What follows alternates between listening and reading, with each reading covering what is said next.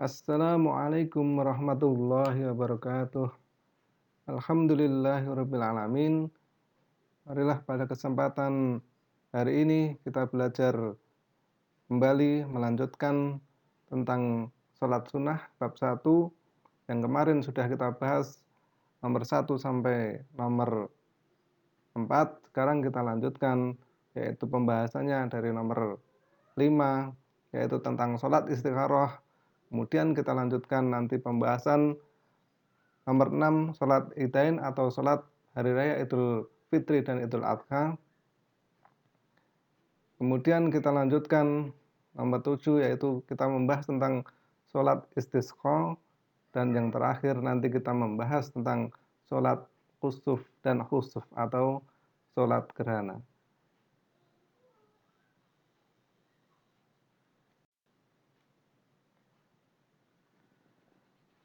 Mari kita bahas yang pertama adalah tentang salat istikharah.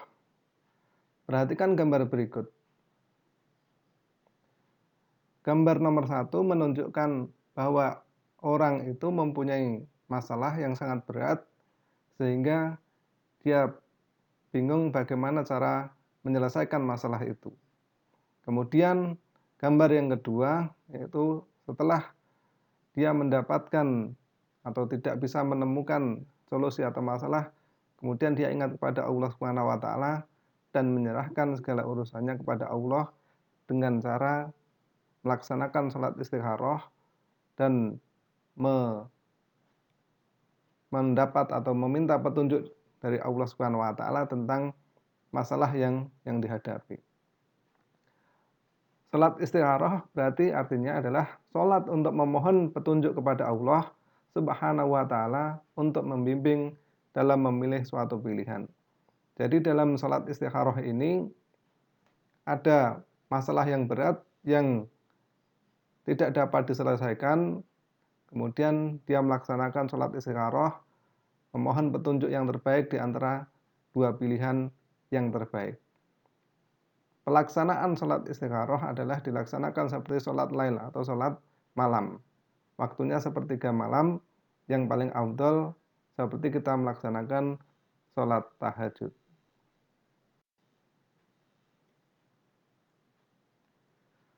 Setelah mengetahui tentang salat istikharah, kemudian kita membahas yang selanjutnya yaitu tentang salat Idain atau salat Idul Fitri dan Idul Adha. Apa itu salat Idul Fitri? Adalah salat sunnah yang dikerjakan pada hari raya Idul Fitri dan Idul Adha. Kemudian kalau Idul Fitri dilaksanakan pada tanggal 1 Syawal, sedangkan kalau Idul Adha dilaksanakan pada tanggal 10 Dzulhijjah. Kemudian waktu pelaksanaan salat Idul Fitri dan Idul Adha adalah waktunya adalah sama, yaitu apabila matahari telah naik sepenggalah sampai tergelincir.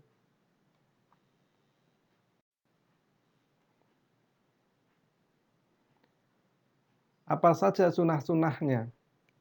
Jadi pada waktu kita akan melaksanakan salat Idul Fitri maupun Idul Adha, sunnah-sunnahnya adalah yang pertama, mandi dan mensucikan diri. Jadi mandi ini adalah seperti kita mandi wajib atau mandi junub atau mandi besar.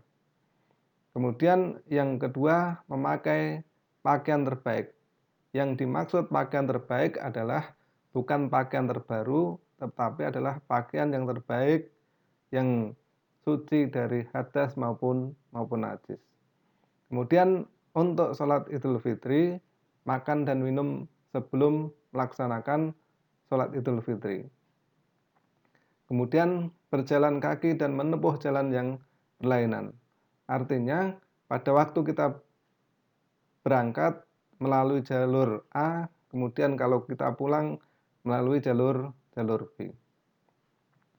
Kemudian pada waktu berangkat maupun pada waktu sudah berada di masjid maupun pada malam menjelang Idul Fitri maupun Idul Adha, disunahkan untuk melafalkan takbir, yaitu Allahu Akbar, dan seterusnya.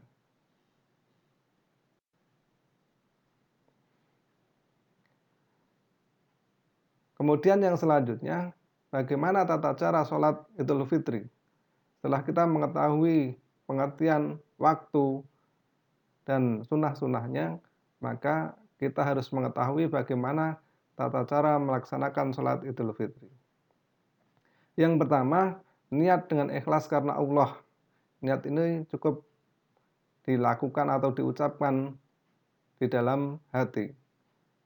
Kemudian yang selanjutnya, bertakbir sebanyak 7 kali. Kemudian membaca surat Al-Fatihah, kemudian membaca surat Al-A'la pada rakaat pertama. Kemudian selanjutnya melakukan gerakan sholat seperti pada sholat pada umumnya.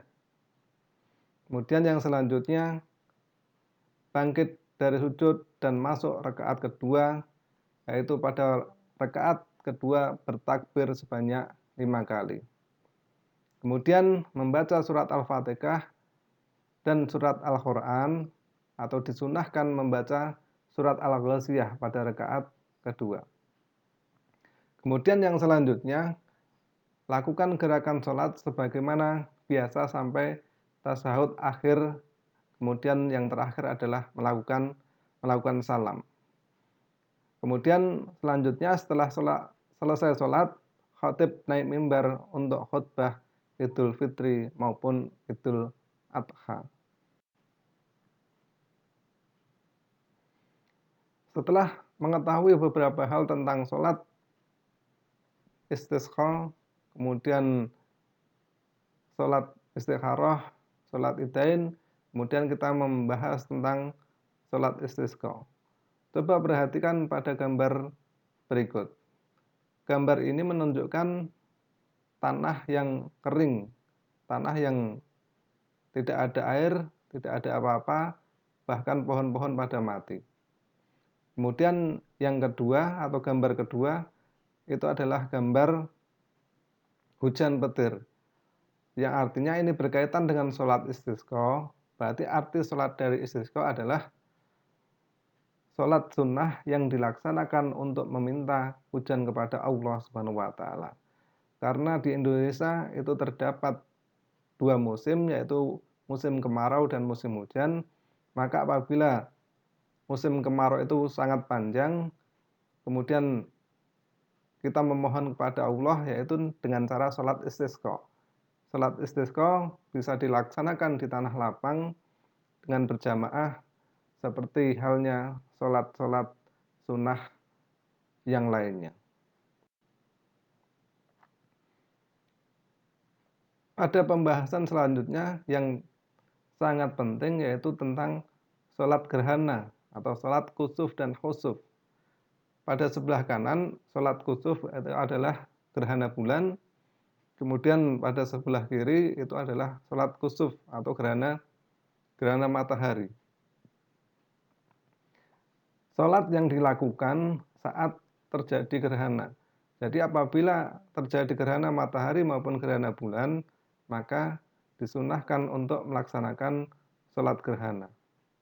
Dasar hukumnya adalah wa min ayatil laila wan nahara wasamsa wal qamar la tasjudu lisamsi wala lil qamari wasjudu lillahi alladzi khalaqahunna in kuntum iyyahu ta'budun. Artinya, dan di antara tanda kekuasaannya ialah malam, siang, matahari dan bulan. Dan janganlah sembah matahari maupun bulan, tetapi sembahlah Allah yang menciptakannya, jika ialah yang kamu sembah. Kemudian yang sangat penting adalah bagaimana tata cara melaksanakan sholat gerhana. Coba perhatikan urutan gambar berikut. Tata cara sholat gerhana yang pertama adalah takbiratul ihram dengan membaca Allahu Akbar. Kemudian yang kedua dilanjutkan membaca doa iftitah sebagaimana doa iftitah biasa. Kemudian dilanjutkan membaca surat Al-Fatihah dan surat lain. Kemudian dilanjutkan rukuk. Setelah rukuk, bangkit dari rukuk. Kemudian ini adalah mengucapkan surat Al-Fatihah dan surat lain lagi. Kemudian yang nomor 5 adalah rukuk. Rukuk sama seperti rukuk pertama. Kemudian yang nomor 6 adalah bangkit dari rukuk, iktidal atau membaca sami Allahu liman hamidah. Baru yang ketujuh, yaitu melakukan sujud dengan membaca subhanakallahumma rabbana wa bihamdika Allahumma gfirli. Dan dilanjutkan nomor 8 adalah duduk di antara dua sujud. Seperti melaksanakan sholat biasa. Kemudian nomor 9 dilanjutkan dengan sujud. Setelah sujud kedua, baru kita masuk kepada rakaat kedua. Rakaat kedua ini sama persis dengan rakaat pertama, tetapi nanti diakhiri nomor 11 duduk tasyahud akhir dan nanti sampai pada salam. Yang membedakan tentang sholat gerhana adalah pada setiap rakaat rukuknya itu 2 kali.